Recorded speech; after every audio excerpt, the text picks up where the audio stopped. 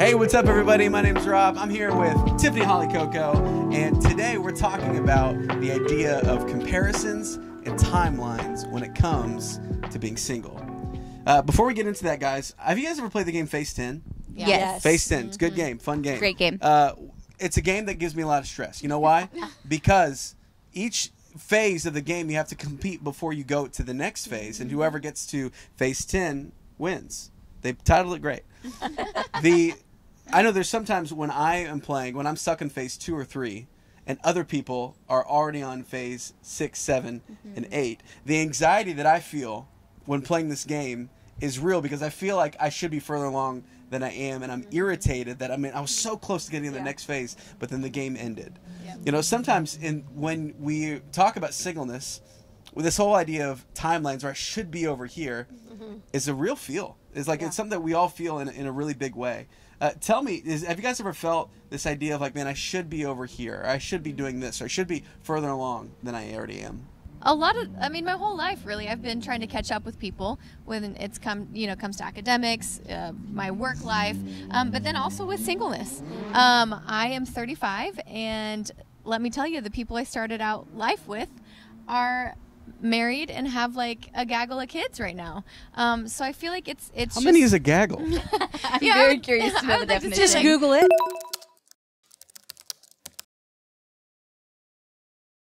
From 5 to 2. 5 to 10. From Yeah. 5 to 2? 2? Wow. I don't understand. Yeah, no. So I feel like it's very common for the average person to feel like they're trying to catch up.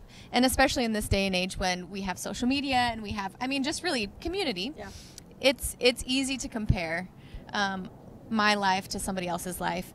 But in reality, my life is unique and very different than the other people in my community. So, of course. I think there's like a natural timeline that we all, like, society has, right? You go to school, you graduate from high school, you go to college, you get married, you have kids.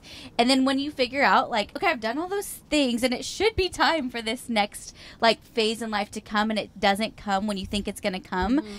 Then questions start coming up, and that's what we've really dealt with, and that's why we're like, we need to talk to other people about this, because I think that we can thrive in those moments, but we have to figure out, like, there's tension there, and how do we do that? So, Tiff, tell us about what you think. Yeah, absolutely. I think you're totally right. I love that you pointed out it's not just about singleness. If we can figure out how to manage our expectations, our feelings, our disappointments when it comes to comparison and timelines with singleness, we can do that with everything. And I remember there was this one time that, gosh, I had been graduated from college for a while, and I got to connect with a friend of mine that I went to high school with. And y'all, she married like the best guy that we went to high school with. Like, to me, I was like, man, I look at her and I think she's got it going on. Like, she has everything anybody could ever want. And so we're sitting there and we're talking, and I'm asking her how her life is going, expecting like nailing it, like, remember that cute guy in high school, married to him? And you know what she told me? She told me that she is doing great, but that she's really hoping that she could have kids one day, and it just hasn't happened yet.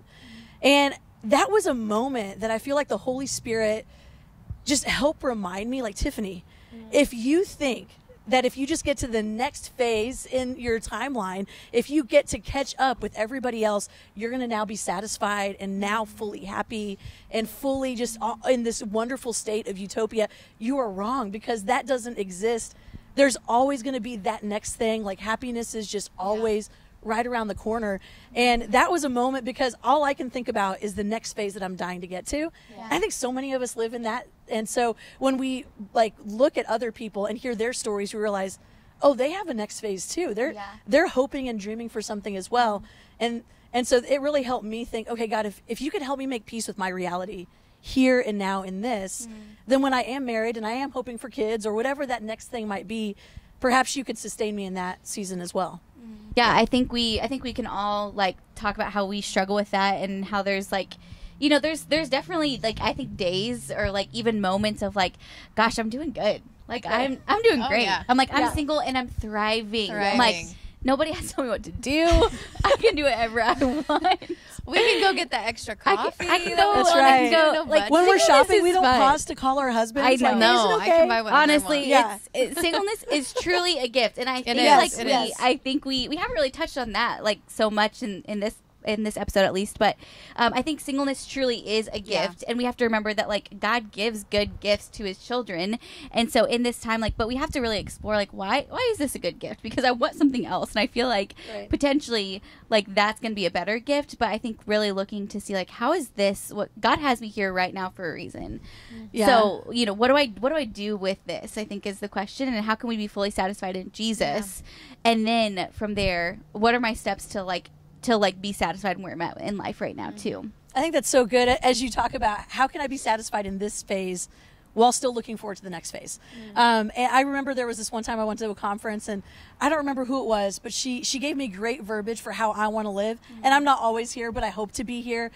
Marriage is something that I'm looking forward to, but I'm not waiting on. Yes. And I thought that was so good, because it's easy for us to say things like, okay, when I get married, that's when I'm going to go on that vacation. Yeah. When I get married, that's when I'm going to finally decorate my house. Yeah. When I get married, fill in the blank. And I remember I was living with a couple girls, and it came time for Christmas. And one of my friends set up this little Christmas tree. And if you're into little Christmas trees, like, God bless you. That's so amazing. And I said, oh, that's awesome. Do you like little Christmas trees? And she said, I'm just doing this until I get married. Then I'll get the big Christmas tree.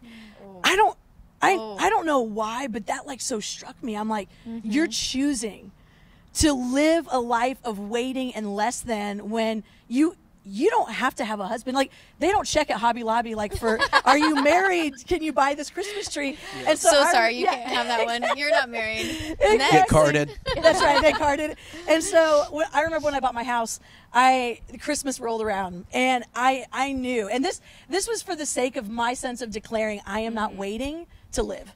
And so I bought a 7-foot Christmas tree. Hey, come on. And it was my declaration that, it's large. Hey, it's large and in charge. It's fabulous.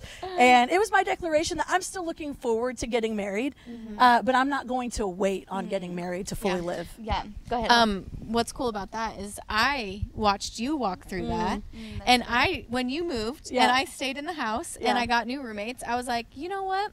I'm buying that big Christmas tree. Come on. And so, I love it. You know what? You can find a pretty cheap Christmas tree at Home Depot. But I think that's a really good point, Holly. Like, so good. You got to listen to the people around you and pick up their hope. So good. Sometimes, you just, like, for me, I know that, like, I'm like so badly, I need to watch some people walk through something before I do it. Like, I played the trumpet in middle school. Shout out. Jazz band. Shout out Pleasant View Jazz Band.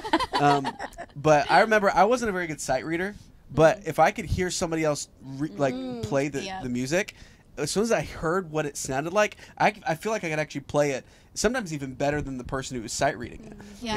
And I feel like it's so much with even the situations that we go through in life, no matter what it may be. But even like this idea of like, how do you navigate singleness? The reason we listen to podcasts about singleness, the reason we love messages about singleness, the reason we're desperate to hear more stories that give us hope, is because we're just hoping that we can find somebody who we can emulate something that they're doing or an idea that they're saying, or really a way of living that is the way of Jesus, that can actually bring us peace. Yeah. And I think with the whole idea of comparison and timeline, to match up yourself against your friend from school, someone on Instagram that you don't even know who has an awesome life on the surface, that has all the amazing kids in the house and everything, that's a dangerous trap. Yeah. Comparison of those things is a dangerous trap. I think the only way that you can live life free from all of these like shackles that a lot of the world will throw on us because of timelines and comparison is to give your timeline over to God, and to stop comparing yourself to anyone else, and just say, God, whatever you want for me, I'm going to do. I'm not going to stop asking, but I'm going to keep doing what you tell me. I think that's so good, Rob, because for me, I have to like daily surrender to God, like His plans, His ideas, whatever He wants to do, because we can so quickly just be so caught up in I want this, I want this, I want this, I want this. Well, if we look at what that is, that's selfishness. Yeah. The Bible talks about selfishness, right? Like, we're not supposed to be selfish. We should think of others before we think of ourselves. And I think one way that we can thrive in singleness, and when we think of these comparisons and timelines, is I think we should invest our lives in what matters most. Yeah. Yeah. What I think it matters most is invest our lives to the Lord and to the local church. Yeah. And so if we can say, you know what, I don't have everything I want right now, but you know what I can do? I can make a difference right now to that other person who is struggling, or to that, you know, single mom, or to some people who need friends. Like I can invest my life in a way that I'm making a difference. And so I think of all the people that maybe are listening to this, that we're assuming a ton of people are listening to this. The millions of people. Guys, listening please to stop this. leaving comments. We don't have enough It's team just too to much. walk through it. It's too much. Goodness. To our parents who are listening, at thank least. For you. sure, we love you. My wife is just But- in the other room watching. So. But I think it really is, it's so important for us to look to see how can I invest good. my life. And I've been praying too. I'm like, God, will you give me a new level of joy in this season? Yeah. Because I can, seriously, guys, it is like a daily surrender of like, God, I do desire this. But I'm going to surrender it to you. And I'm going to continue to pursue God and ask for him to do what he wants to do in my life. And I know that as I surrender and as I follow him daily, it's like, so you have to do this daily. Okay, God is then going to be writing this story, whether it's working on character in us, whether he's doing something in us while we're waiting. And I think when I realize that, I'm like, okay, I can wait some more. Yeah. Like I can wait some more. I've heard people be like, are you content? Are you content in your singleness? And I'm like, I hate that question. But I'm like, here's the situation. It depends on the day. It depends on the day for sure. Depends, for But I sure. think when people ask me that, I'm like this, okay, I am content with God. Oh, that's good. I know that I'm content Yeah. with God.